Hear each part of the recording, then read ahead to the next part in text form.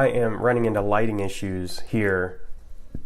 It's after Christmas, and I'm in Ohio, and so I think I was recording Genesis last winter and ran into some of the same lighting issues, so it's kind of funny. I need to get a better studio, I think. But anyways, we're in Nahum, and despite all the lighting issues, I'm still recording.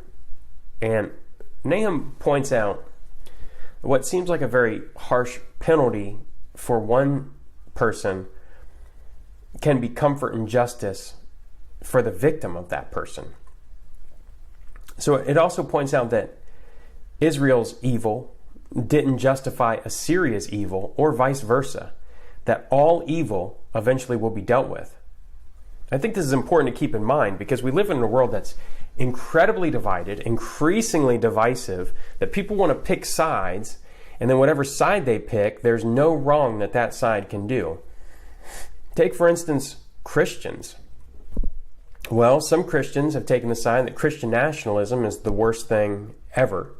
Other Christians have decided that it's the best thing ever. And so there are a lot of Christians that just don't care about the argument to be made on either side. They've made up their mind, and that's that.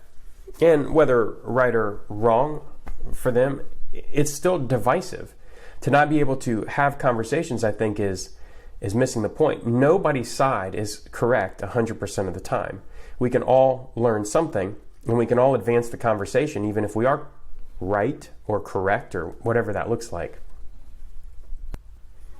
So having said that, Nahum points out here that Assyria is going to be punished, like really, really punished.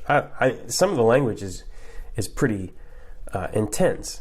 His wrath is poured out like fire, and the rocks are broken into pieces by him. The mountains quake before him, the hills melt, the earth heaves before him, the world and all who dwell in it. Who can stand before his indignation? Who can endure the heat of his anger? This is, God's wrath is going to be poured out on Assyria. And we see in 612 BC that Nineveh is destroyed. There's this big siege on Nineveh, and a lot of what is spoken about in Nahum actually happens during that time. And so we see Nahum calling this out, and we go, oh man, that's really scary. But in this instance, at one point, Assyria was brought in by God to discipline Israel. So Israel's wickedness had previously been punished using Assyria. Does that mean that because God uses something, it's sanctified, it's righteous, it's saved? Assyria used great violence against Israel. They were a very violent tribe. They were a very violent nation that went through and raped and pillaged and murdered, and that's how they accumulated all this wealth. They left a lot of victims. And so even though they had been used for God's purposes in disciplining Israel, it did not excuse their wicked and evil behavior.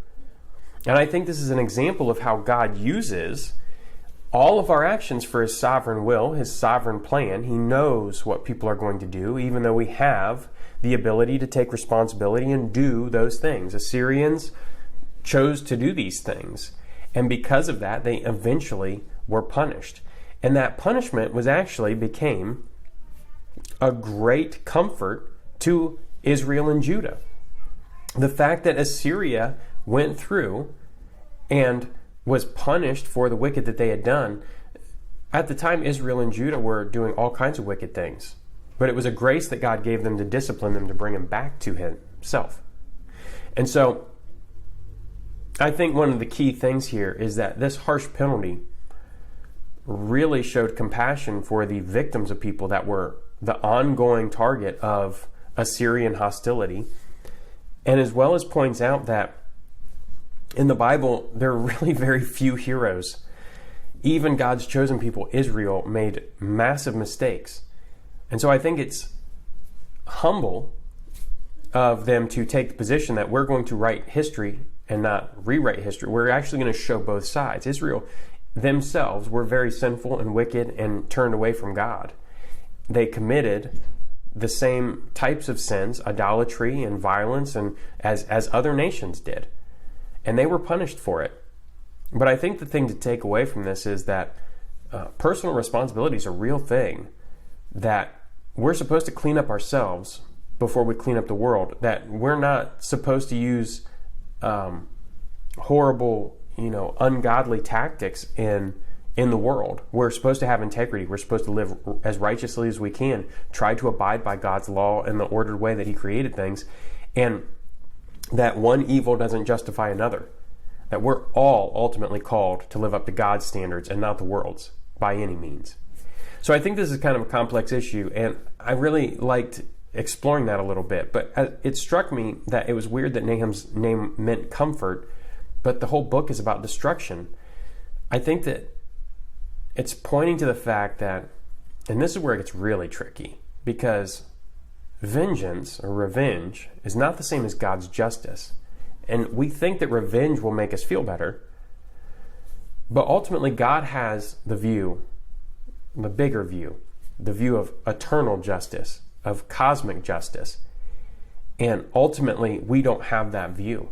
So trusting that God is a God of justice, I think that's comforting to us, that we can say that He's a faithful God. He's going to live up to His promises, and we don't have to worry about that because God's in control of it.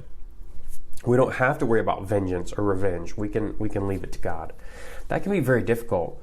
When you have like a grinding enemy, that just, it weighs on you. Even a small thing, we hang on to small issues all the time. Nothing like what the Assyrians did, and we hang on to it. Somebody cuts us off in traffic. How long does that bother you? Now, if you're lucky, you go, well, not at all. Okay.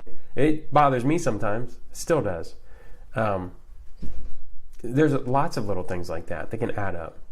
And so we need to take comfort in that and let that go. Let go of the bitterness, let go of the anger, and trust God for that eternal justice. And just make sure that we're not adding to the evil in the world if we can at all help it. So that's 2 cents right there. Theme number 2, Nahum, the how justice can be comforting.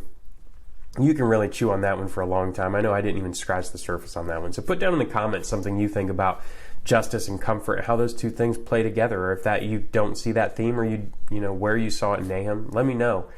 Like and subscribe to catch all these videos as they come out. I'm going to have another theme on Nahum coming out after this one, and then we'll see what other books we jump into. But thanks for hanging out. I'll be praying for you. Like and subscribe to catch them all as they come out, like I said, and I'll catch you soon. Peace.